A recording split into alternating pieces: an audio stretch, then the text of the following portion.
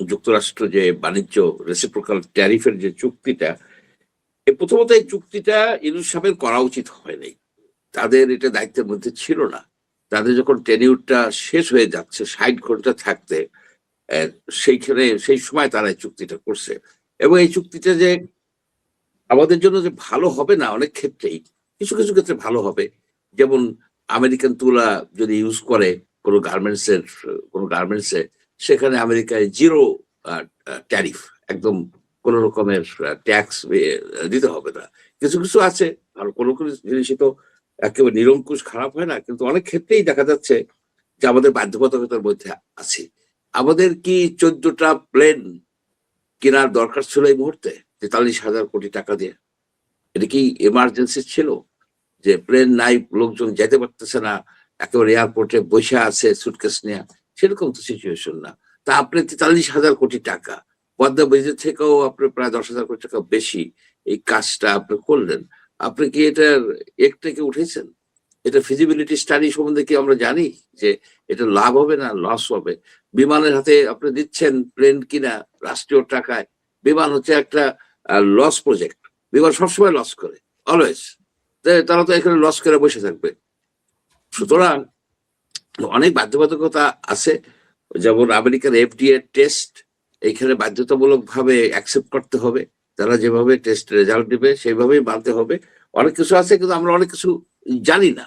যেমন এটাও শোনা যাচ্ছে যে আমরা যদি ডিফেন্সের সরঞ্জাম কিনি, সেখানে আমেরিকা অবজেকশন দিলে আমরা কিনতে পারবো না। তার মানে কি? আমেরিকান এই সব জিনিস কেনার মতো তো আমাদের সাধ্য নাই, এক্সপেন্সিভ। আমরা যদি লেস এক্সপেন্সিভ কান্ট্রিতে যেতে চাই, চায়না কিংবা টার্কি, সেখানে আমেরিকা যদি বাধা দেয়, তাহলে তো আমাদের ডিফেন্সের একটা মানে সেটব্যাক হবে, এটা তো বোঝাই যায়। সুতরাং চুক্তি সম্বন্ধে আমারই হচ্ছে যে একটা নির্বাচিত সরকারের এখতিয়ারের মধ্যে পড়ে এই ধরনের লং টার্ম চুক্তি করা। একটা আনইলেক্টেড গভর্নমেন্টের এই চুক্তি করাটা একেবারে ভুল হয়েছে, অন্যায় হয়েছে আমি মনে করি। এখন বলবেন যে বিরোধী দল কেন কথা বলে না, আপনার সরকার দল কেন কথা বলে না, তো বিএনপি বা জামাত, এনসিপি এই চুক্তি নিয়ে কথা বলে না কেন? রিয়েলিটি হচ্ছে যে আমেরিকা একটা বিশাল শক্তি। আমেরিকা একটা বিশাল শক্তি এই পৃথিবীতে। তার বিরুদ্ধে এই দুটো দলের একটাও যেতে চায় না। এখানে ইউনূস সাহেব এদেরকে একটা ফাঁদে ফেলাইতে চলে গেছে। যে এখন ইউনূস সাহেব কেন এটা করছিল সেটাও তো আমাদের জানার ইচ্ছা হয়। কেন সে তড়িঘড়ি করে এই চুক্তি করলো? এখন এই তার যে অ্যাডভাইজাররা বলে আমরা দেখি নাই, কেউই স্বীকার করতেছে না যে এই চুক্তিতে তারা দেখছে। তাহলে চুক্তিটা কি মন্ত্রী পরিষদের সবাই দেখে নাই? তাহলে এই চুক্তিটা তো ইলিগাল চুক্তি হয়েছে। ইউনূস সাহেবকে আমি জিজ্ঞেস করতে চাই এই আপনার প্রোগ্রামের মাধ্যমে, সে তো চুপ। এবার হামের ব্যাপারে সে চুপ। হামের টিকা তো তার অফিস থেকে অর্ডার দিয়ে ইপিআই কার্যক্রম বন্ধ করছে। টিকা তারা নিজেরা কিনতে চাইছিল এবং এনজিওদের মাধ্যমে টিকা অ্যাডমিনিস্ট্রেট করতে চাইছিল। এখানে যে একটা বিশাল ফেইলিওর হয়ে গেছে তারা তো বুঝতে পারে নাই। ওই যে ভদ্রমহিলা, ওই যে নূরজাহান বেগম, সে তো এখন বলতেছে, এখন ফটো কার্ড কিনা আমি ফেক কিনা জানি না, যে আমার তো টিকা কেনার কথা না, আমার হলো স্বাস্থ্য সংস্কার কথা। এখন আবার একটা কথা বলে নিতে হয় যে কোনটা যে সত্য কোনটা যে মিথ্যা এখন আর বুঝতে পারি না। ফটো কার্ড দিয়ে কি কি সরাই দেয়, এটা মানে ভেরি ডিফিকাল্ট হয়ে গেছে এই এই সময়। মিস ইনফরমেশন এমন হচ্ছে যে সত্য আবার কিছু কিছু এআই দিয়ে যেসব কাজ করে এমন ভাবে করে, আমরা তো মনে করেন আমাদের চোখের দৃষ্টিও অতটা করে এখন ফটোগ্রাফি মানে এআই দিয়ে কি কি করে ফেলতেছে। আমি তো মানে মনে করি যে এই ইন্টারনেটের জগতে আমরা এখন অনেকটা হাবুডুবু খাচ্ছি। আমি বুঝতে পারি না যে কোনটা সত্য কোনটা মিথ্যা, কোনটাকে শেয়ার করা উচিত, কোনটাকে শেয়ার করলাম, একজন বললো যে আরে বুঝতে পারতেছে না, এটা তো এআই দিয়ে করছে। দেখা গেল যে আসলেই। তো যাই হোক, যেটা কথা বলতেছিলাম যে ইউনূস সাহেবের এই চুক্তি করা উচিত হয় না, এই বিষয়ে আমি একেবারে আর বিএনপি আর জামাত যে বিষয় নিয়ে সমালোচনা বা পাবলিকলি কিছু বলে না, এটাও আমরা we also understand their reality. আর তিস্তার ব্যাপারে ধোঁয়াশা তো রয়েই গেল। তিস্তার ব্যাপারে কি খলিল সাহেব কোনো একটা করতে পারছে, মানে মানে ক্লিয়ার কাট কিছু হয়েছে? আপনার তিস্তায় কি সমীক্ষা হয়েছে? আপনি সমীক্ষা ছাড়া কেমনে করবেন? এগুলি তিস্তার যেটা একটা সমীক্ষা দেখাইছে চাইনিজরা অনেক আগে, সেটা নিজেরা মোটামুটি করছে, কিন্তু অ্যাকচুয়াল সমীক্ষা তারা করে নাই। অনেক আগে যে সমীক্ষা দেওয়া হয়েছিল সেটা কমপ্লিট করে নাই। এখন তাদেরকে নতুন করে সমীক্ষা করতে হবে। আর ভারতের হচ্ছে যে শিলিগুড়ি করিডোরের কাছে চাইনিজরাই কাজ করবে, এটা আমাদের জন্য সিকিউরিটি প্রবলেম, তারা বলতে পারে, কিন্তু বাস্তবতা হচ্ছে কি আমরা কেন সেটা মানতে যাব? এক। দুই নম্বর কাউন্টার যুক্তি হচ্ছে যে এই জলপাইগুড়ির গজলডোবা, তিস্তা নদীর উপরে গজলডোবাতে তোমাদের যে সর্বশেষ বাঁধটা, ওই বাঁধ দিয়ে যে তুমি 100% পানি নিয়ে যাও, 100% পানি তুমি যে নিয়ে যাচ্ছ মহানন্দা ক্যানেল দিয়া, তো সেটা কি হবে? পানি পাবো কোথায়? 100% পানি চলে যায়। আপনি যদি গজলডোবার স্যাটেলাইট ইমেজ দেখেন, সারপ্রাইজড। যে পানিটুকু আসে গ্রীষ্মকালে, সেটুকু হচ্ছে নদীর তলদেশ থেকে যে পানিটা আসে সামান্য কিছু, ইট ইজ মানে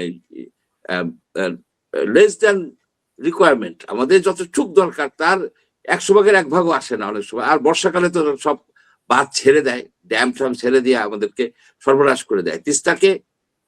তিস্তার দুই পাড়ের লোকজনের একটা মানে দুর্ভাগ্য যে তাদের প্রতিবেশী এইরকম করতেছে।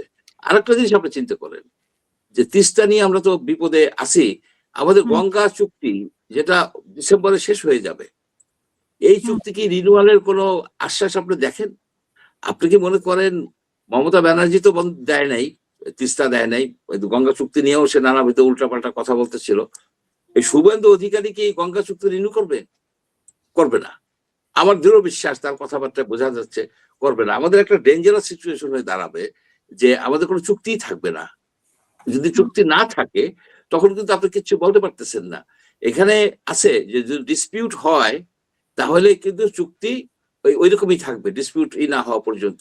কিন্তু ভারত এমন একটা কায়দা করছে, ডিসপিউট সৃষ্টি করে নাই, তারা ওই মিটিং টিটিংই করে না। তা আমরা যে বলবো যে তোমাদের সাথে আমাদের ডিসপিউট হয়েছে, এটা নিয়ে আসে, কোথায় ডিসপিউট হয়েছে? মিটিংই তো করে না। একটা মিটিং করছে, সে অনেক বছর, প্রায় 1-1.5 বছর হয়ে গেছে একটা মিটিং করছে। আর ইউনূস সাহেবের সরকার তো তেমন জোরালো ভাবে এটা ইসে যায় নাই। এমনকি যে আন্তর্জাতিক যে একটা আছে, কনভেনশন আছে, চুক্তি ভারতীয় রিভার্সের উপরে, সেইটাও সাইন করে নাই এই বাংলাদেশ সরকার। সেটাকেও সাইন করা দরকার হলে আমাদের কিছু আইনি ভিত্তি আসে। তবে এই সরকারকে আমি ধন্যবাদ দেই যে যদি ভারতে পানি যদি না দেয় গঙ্গা দিয়া, বর্ষাকালে তো পানি আটকে রাখতে পারে না। ওইখানে যে গঙ্গা ব্যারেস্টার কথাটা তারা উঠেছে আজকে, একটিকে উঠেছে, ইটস রাইট মানে ডিসিশন, কারেক্ট স্টেপ নেওয়া হয়েছে। আপনি যদি গঙ্গা ব্যারেজ করেন তাহলে বর্ষাকালে আপনি যে পরিমাণ পানি ধরে রাখতে পারবেন, সেই পানি দিয়ে ওই এলাকার যত নদী আছে এবং ইরিগেশনের ব্যবস্থা আপনি করতে পারতেছেন। আপনার সমস্যাটা ভারতের উপর নির্ভর করবে না। পানি দিলে দিবি, না দিলে, বর্ষাকালে তো পানি আটকাইতে পারে না। আর একটা বিষয় সবসময় মনে রাখতে হবে, পানির ব্যাপারে, নদীর ব্যাপারে ভারত একটা অবিশ্বস্ত বন্ধু। এই জিনিসটা বুঝবে। তারা আলোচনা করে, অনেক কিছু করে, কিন্তু পানি শেষ পর্যন্ত তারা দেয় নাই। গত 54 বছরে এই 54টা ট্রান্স বাউন্ডারি রিভার বলে, অ্যাকচুয়ালি রিভার মানে আন্তঃসীমান্ত রিভারের সংখ্যা 100-র উপরে, 120-এর উপরে। এগুলিকে লিপিবদ্ধ করা হয় নাই।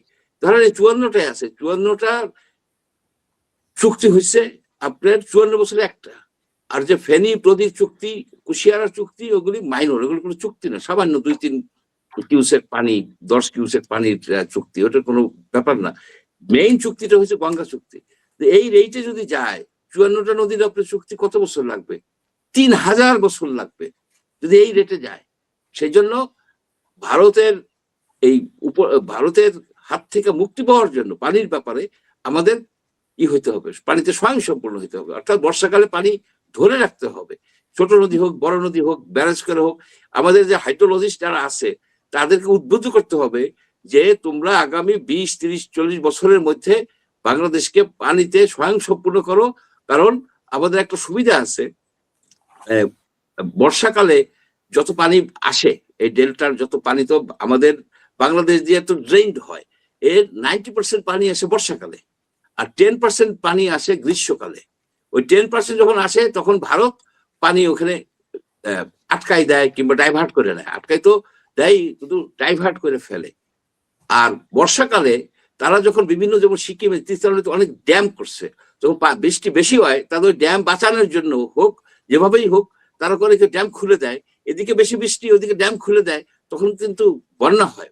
এই বন্যার ফ্রিকোয়েন্সি কিন্তু বাড়তেছে। এটা ন্যাচারাল আছে, ন্যাচারালের সাথে ম্যান মেড আছে, কম্পোনেন্ট কিন্তু এর সাথে জড়িত হয়। সুতরাং তারা পানিকে জিওপলিটিক্যাল উইপন হিসেবে ইউজ করে। এই রিকগনিশনটা আমাদের যারা হাইড্রোলজিস্ট, আমাদের যারা ওয়াটার এক্সপার্ট, তাদের ভিতরে এই কথাটাকে আনতে হবে যে তোমরা পানির ব্যাপারে স্বয়ং সম্পূর্ণ হওয়ার জন্য যত সব ইঞ্জিনিয়ারিং কায়দা কানুন আছে সেগুলিকেই করো। এই যে খাল কাটা প্রোগ্রাম নেওয়া হয়েছে, খুব ভালো প্রোগ্রাম, কিন্তু এর সাথে সাথে নদীর বিষয়টাও ভাবতে হবে। খাল তো নদী থেকে বিচ্ছিন্ন না, এবং খালগুলিকে, বড় বড় ছোট ছোট নদীগুলিকে, মাঝারি নদীগুলিকে যদি সম্ভব হয় ওয়াটার রিজার্ভার হিসেবে ধরে রাখা যায়, দুদিকে এমব্যাঙ্কমেন্ট করে রেগুলেটর কিংবা স্লুইস গেট দিয়ে আপনি পানি ধরে রাখলেন, আপনি এগুলো ছোট ছোট স্ট্র্যাটেজিক লোকেশনে এগুলো যদি করেন, তাহলে দেখা যাবে কি আমাদের অ্যাকচুয়ালি পানির দরকারটা হয় চৈত্র বৈশাখ মাসে, কৃষি তখন একেবারে খটখটা হয়ে যায়। ওই 2টা মাস, আমার দৃষ্টিতে ওই 2টা মাসে যদি আপনার পানিটা আমরা লোকালি সাপ্লাই দিতে পারি, ধরে রাখা পানি, তাহলে আমাদের কিন্তু সমস্যার অনেকটা সমাধান হবে। সম্পূর্ণ সমাধান হয়তো হবে না, কিন্তু সাবস্ট্যান্সিয়াল সলিউশন হয়ে যাবে। সেই জন্য আমাদের এই জিনিসটা বিশ্বাস করতে হবে যে পানির ব্যাপারে ভারতকে বিশ্বাস করার কোনো কারণ নেই।